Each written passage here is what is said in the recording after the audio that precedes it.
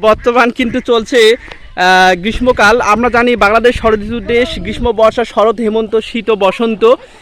সেই গ্রীষ্মের আকাশে কিন্তু দেখেন প্রচণ্ড রোদ, তীব্র দাবদাহ চলতেছে। সেখানে গ্রামের মানুষ পুকুরে গোসল করতেছে এবং কত রকম মজা করতেছে আপনারা দেখতে পাচ্ছেন।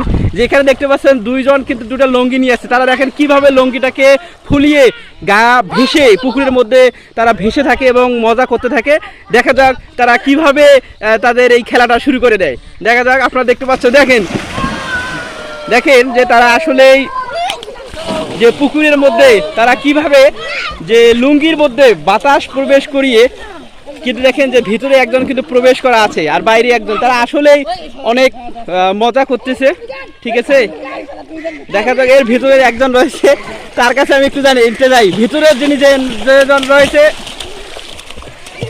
মামা কি কথা শোনা যায়?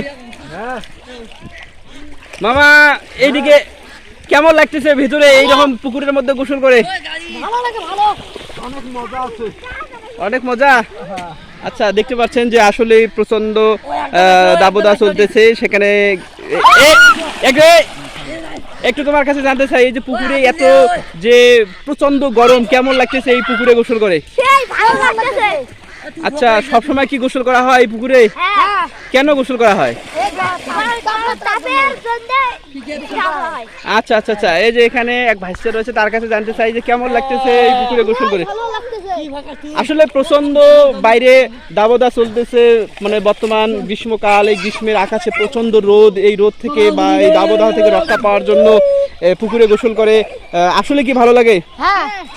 আচ্ছা আচ্ছা, তোমাদের এখানে একটা ছোট ভাতিজা রয়েছে। ভাতিজা কেমন লাগতেছে? ভালো লাগতেছে। প্রতিদিন গোসল করা হয়? সাঁতার জানো? আচ্ছা, ঠিক আছে। তোমার এখানে আমাদের সাউন্ড রয়েছে, সাউন্ড কেমন লাগতেছে? আচ্ছা আচ্ছা আচ্ছা, এখানে মামা রয়েছে। মামা নিস্তব্ধ হয়ে আছে, দেখি মামার কাছে একটু অনুভূতি জানতে চাই। মামা কেমন লাগতেছে? খুবই ভালো লাগতেছে।